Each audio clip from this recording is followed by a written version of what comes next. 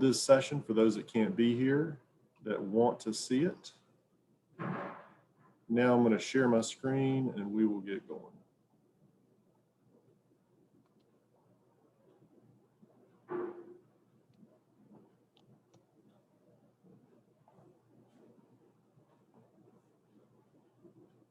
Okay, can somebody just tell me if you're seeing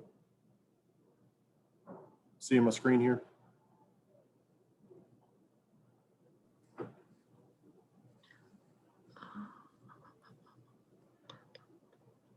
Yep, looks good. Okay, great. Okay, so I'm already here in SchoolNet, and again, SchoolNet, get out of here, Bart. SchoolNet, you can access here through Rapid Identity. You'll see this icon on your desktop or your dashboard there.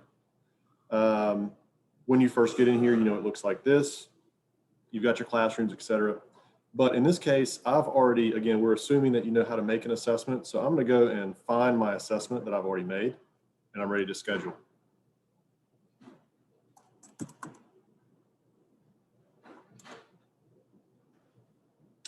Okay, and here I have my test that I'm ready to schedule. So I'm going to click to open that. So our first takeaway here, guys, is that this all starts in SchoolNet. You make your test, you get dates on that test, you get the points, how you like them, et cetera. And then we'll finish up in Canvas. All right. So here I go. This all looks good. Note that I've already clicked the text to speech content. You know that you always do that. It takes a little bit for it to process depending on the length of your test, but that's how you're going to enable your accommodations for your students that have read aloud, is you'll click over here. It'll swirl for a little bit and it'll let you know when you're ready. The next thing I need to do is I'm ready to schedule. So I click my blue schedule button.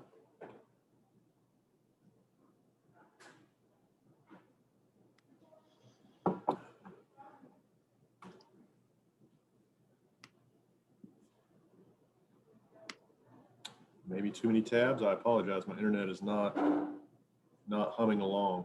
Let me close some stuff.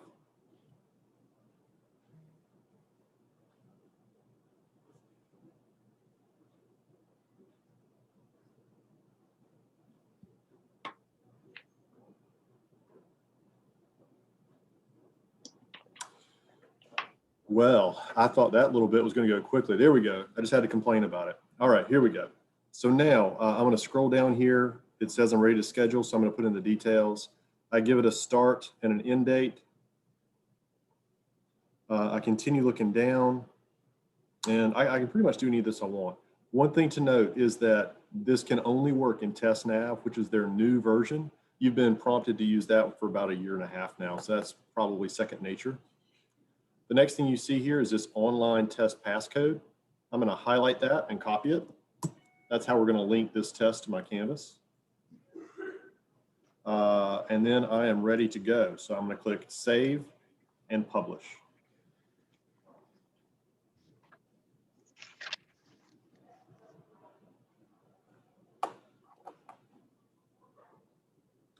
Now, hopefully this will be a little bit faster than the last time I clicked.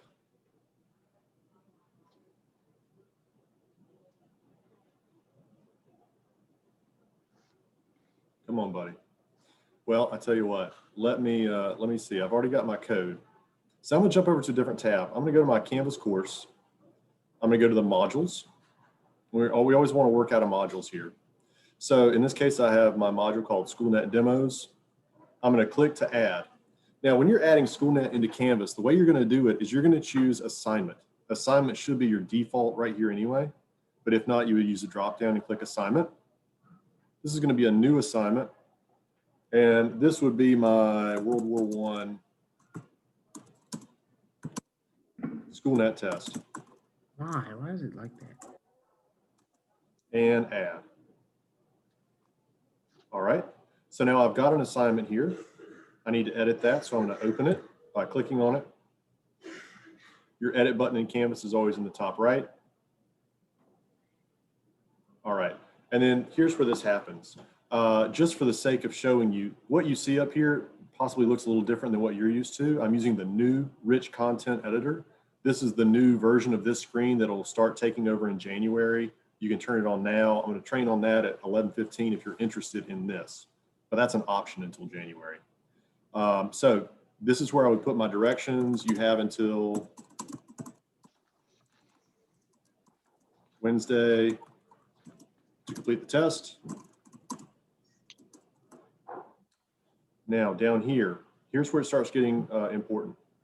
So you need to make sure that the points that you put in Canvas is the same value of the points that your test is in SchoolNet. And I mean, that's kind of common sense anyway, but it's a detail that you just want to double check. So if something is worth 100 points in SchoolNet, then right here you would type 100 points as well. Mine is 10, so I'm going to put it back to 10. I would choose, depending on which category I wanted that grade to go to. And now submission type right here. SchoolNet is built into Canvas, or in our Canvas, as an external tool. So I'm going to click this drop down. I'll choose external tool.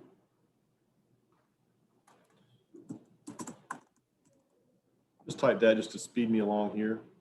Oh, didn't work. That's okay. So I get my pop-up and it says, which external tool do you want to use? And I'm going to choose SchoolNet. Select. Another thing I want you to do is choose load this tool in a new tab. And that's not mandatory, but it's going to help your students out a lot. It's going to open it up in a new tab on their browser so they can see everything full screen. They don't have to slide around the screen to see what's going on. So we're always going to check that. I would make this information match whatever I put in SchoolNet. So assigned to everyone from this date to this date, all those kind of things. And again, the focus is on making it match. That looks good, so I'm going to save. It says that, yep, it's going to load it up in a new window, so I like that. But now I need to tell it which SchoolNet test I want them to take. So I'm going to click here. And here's, remember where I copied my code. I'm going to paste that code. Sorry to bug you. I don't know if you're at the doctor's not, but All right. So here we go. Now it has linked that test. Use the code. It has the right name, social studies, 11th grade, all this stuff looks great. But here's what I want you to notice. It says you are about to permanently link this Canvas assignment with the SchoolNet test. Once you do it, you cannot undo it. So some things that means. You can't have some kids take this test in SchoolNet and some take it in Canvas. It's one or the other. Also, what's going to happen is my SchoolNet test. You know, SchoolNet can talk to PowerSchool and Canvas can talk to PowerSchool. If I link these as well, you know, again, I'm just making that choice, right? I'm basically going all in on Canvas and I will direct students to go here to take that test. If you ever get to a situation where it will not link, it could be that a child has already taken that test in SchoolNet or gone through that direction. It's unlikely that would happen, but that is one thing that would stop this. In our case, we're all good, so I'm going to permanently link that assignment. So that is done. Now, when a kid clicks on this in my room, today's the day we're going to do it. You see it opens in a new tab. And if you look right here, this looks exactly the same as how my kids are used to seeing TestNav tests or SchoolNet tests. I see it full screen. It knows who I am in the top right. Let me move this guy. It knows who I am. And it says, you have 10 questions. Are you ready to start? If so, start now. One thing that's super nice, and I know I'm preaching to the choir on this, but the style of questioning here, you know, the graphics heavy, and again, I'm a social studies guy, right? But they get a lot of these tools that they're going to be used to as far as testing online. So it's just very similar to what they're going to see on their EOGs or their EOCs or their NCFEs. So I just like how it does this. I like SchoolNet. Again, it's not a great product for every subject, but the ones that it does a good job at, I highly recommend it. The data looks great. You'll be able to get to the data now in Canvas. If you have your grades set up to go from Canvas to PowerSchool, if you have that passback set up, then this grade is also going to go straight into PowerSchool as well. So you can combine these two things and it just works really, really well. So that's what you need to know about how you get a SchoolNet test into Canvas. There's going to be, and again, I've shared that video out and Carrie will make sure everybody sees that, but you start in SchoolNet and you make the test that you want. When you're ready, you get your code for that test after you've assigned it. Take that code to Canvas. You'll choose Assignment, External Tool, SchoolNet, and then link it using that code. Remember that once you link it, you can't go back on that. You know, that test lives in Canvas now. So let me open this up. There's a couple things going on in chat. Amy Okay. asked a good question. She said, I'm unfamiliar with SchoolNet, newer to the district. What is the advantage of using SchoolNet? That's a great question. Amy, what subject do you teach? I teach language arts, And what level? 6th and 8th grade. 6th and 8th. All right, so the basic overview of what this is a home-based product. So you get through it through Rapid Identity. This is basically a test bank that's linked up to our curriculum. And like I said, some subjects, there's really robust resources. Some subjects, I would say less so. So let's check yours out. So I'm on my home screen. So if I'm you, I want to go check out what's available. I'm going to go to, you see assessments on the left. And I'm going to go to create. Now, there are probably better ways to do this, Amy. I am not your SchoolNet trainer, but I'm going to show you what I know, but I can put you in contact with some better folks. The CNI team is very good at this. Leanne Holmes and PAR is very good at this. So, okay, so I'm on my Express Test Builder, and the reason I'm doing that is I want to see how many questions are available for 6 and 8 ELA.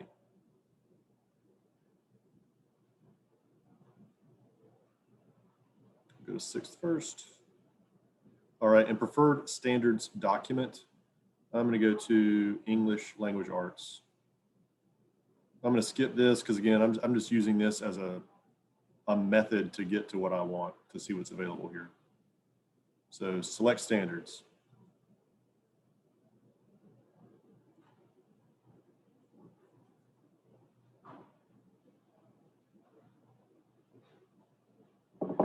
Okay, so that is loaded up. So if you look on my screen here, am I still sharing? Yeah, okay. If you look at it, the little plus icons right here, there are 732 questions that it considers language that are based off of the language standards for 6th grade ELA. You have 5,500 for reading, 91 for speaking and listening, and 884 for writing. So let's actually drill into this a little bit. Let me pick this guy because there's so many. So within reading, and this hopefully is going to mirror what's in your standards that you're familiar with. You've got foundational skills, informational skills. You keep drilling down. So now we're into individual standards and even go even deeper. So RI2, we see that we have 516 questions just about this particular goal. So, you know, obviously that keeps going the rest of the way. 390 questions about this. The thing I like about this is if this is the standard that I'm supposed to teach, then these materials are available to me. I can slap 5 or 6 questions from here. I'll just auto select those, put those into a little quiz for my kids and see generally how we're doing on that goal in particular. I can really drill in on it and have some very good data on how my kids are doing on that particular substandard. So here out of the 516, if I'm just doing a little check-in, I might choose 5 questions. And it'll build that test for me. I can go throw that into Canvas and that could be my ticket out the door, is just knock out these 5 questions. That could be a little formative check for me to see on, you know, I'm teaching 5.6. How did I do? Is this something we need to revisit or not? So that's why I like it. If anybody else that uses it a little bit more wants to jump in and add to that as well, please feel free. Share your expertise with us.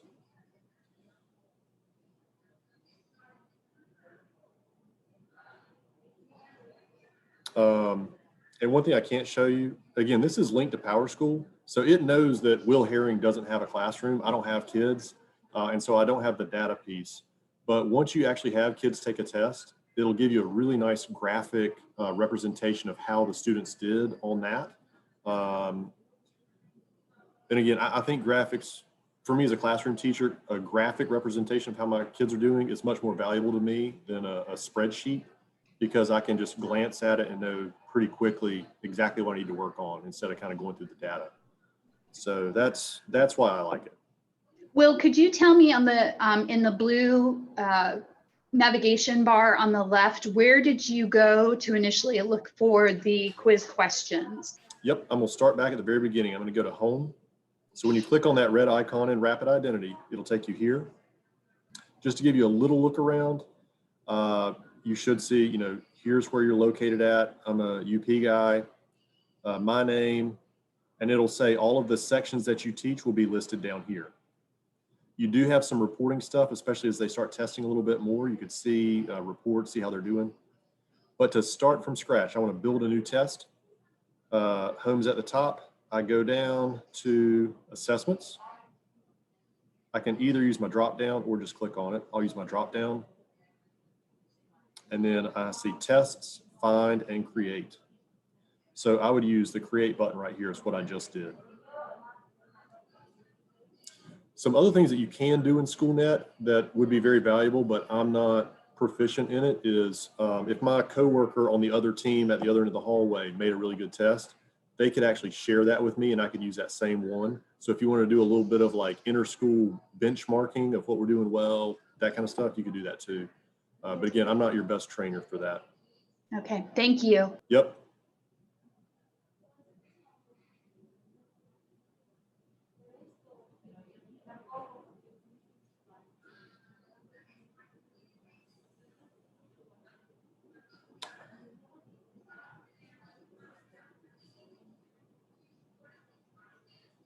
Well, I tell you what, guys, if there are no more questions, by all means, feel free to reach out to me anytime you need to. I'll put my email in here. Let me know. I do a lot of the Canvas stuff, a little bit of some other things. If I can ever help you, let me know. Do check out that video that Carrie shared. It has what I had with a nice animation of click here, click here, click here. I think it's a valuable thing. And that's about it. I bet you have several other meetings to get to today, so I will let you go. I'll be back in at, I think, 11:15 to talk about that rich content editor that I showed you. If you're interested in that, that'll become the standard in January. Also at 1 o'clock today, I'll be looking at the new Google external tool. I just turned it on this morning. So if you do an external tool right now in Google, you're going to see you have 2 Googles. And I'll be talking through what that looks like for us and what that means for us moving forward.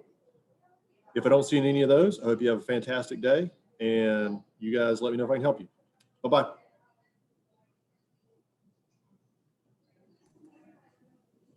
Thanks, Will. You bet. Thank you. We'll see you at the next one. Oh, good. I appreciate you. And Yeah. yeah, so maybe we can talk at some point